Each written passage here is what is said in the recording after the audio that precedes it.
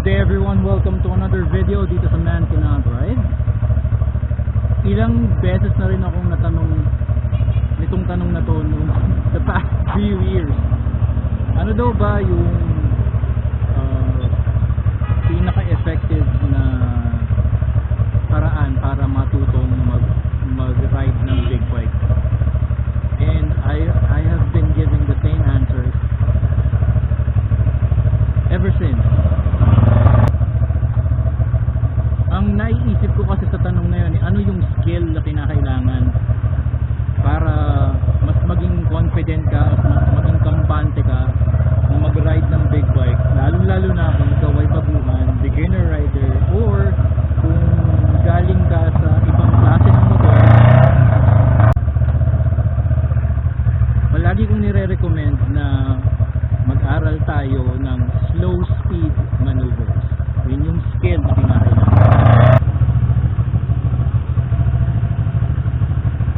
Bakit slow speed maneuvers? Bakit yung skill ng slow speed maneuvers ang kinakailangan nating maging foundation para mas maging better, safer rider tayo ng big bike? Okay.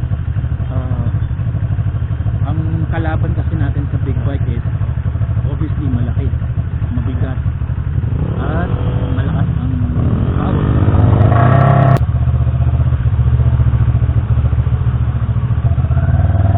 Ang pinakaunang nagiging challenge ay yung bigat, yung heft, at saka yung bulk ng big bike. It's big, it's bulky, it's heavy. Yun ang ano pa lang, sa mentality pa lang.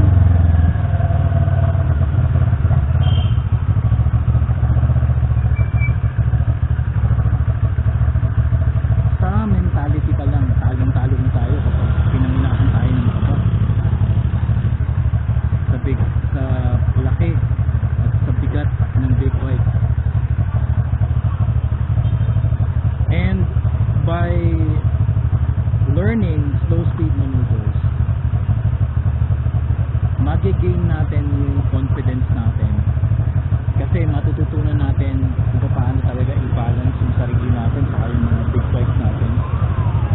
At matututunan natin yung control and stability. Yun ang pinakamahalaga dun. You control your motorcycle and you always aim to be stable. Stable yung bike mo, stable ka, stable kayo pareho, you're stable on the road.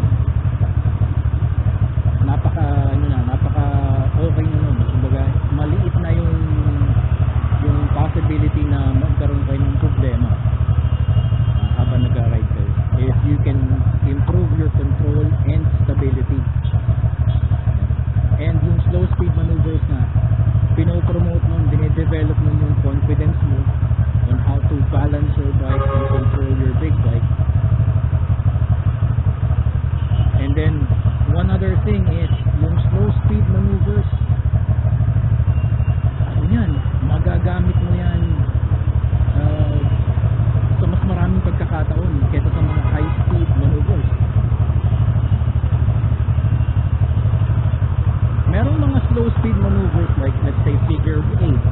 Wala naman, hindi mo naman talaga magagamit ang figure of 8 sa lahat ng kahit nga ako kahit inaral ko ang figure of 8, pero hindi ko naman talaga siya nagagamit pa sa practical na application kasi wala ka naman mag-figure of 8 ako dito. Kasi diba, walang sitwasyon sa real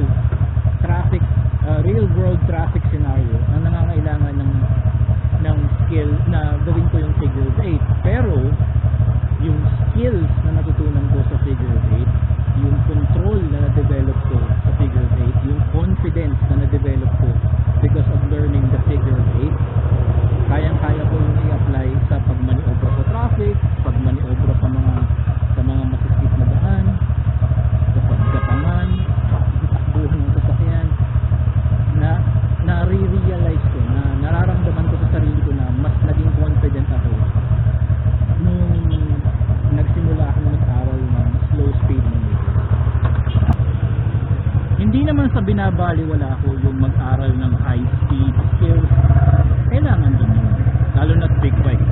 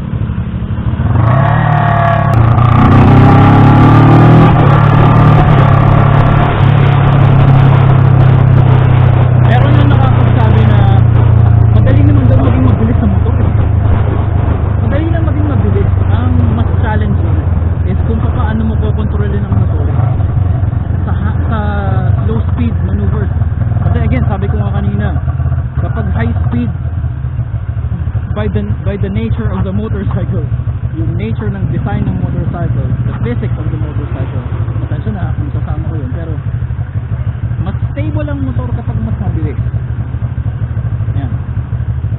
So yung stability part, yun yung pinakamahalaga sa pag-aaral ng slow speed maneuver. Kasi if you can improve your stability sa slow speed maneuvers, mararamdaman mo yung pag nasa high speed maneuver ka na, ramdam mo na parang napakadali na lang mo. Hindi ka nakakabahan kasi alam mo na yung pakiramdam ng pagiging in control and pagiging stable sa motor. Yun yung dalawang bagay na pinakamahalaga sa pag-aaral ng slow speed maneuvers, na magta-translate into better, safer riding kapag dumating ka na sa high speed maneuvers. Lalong-lalo na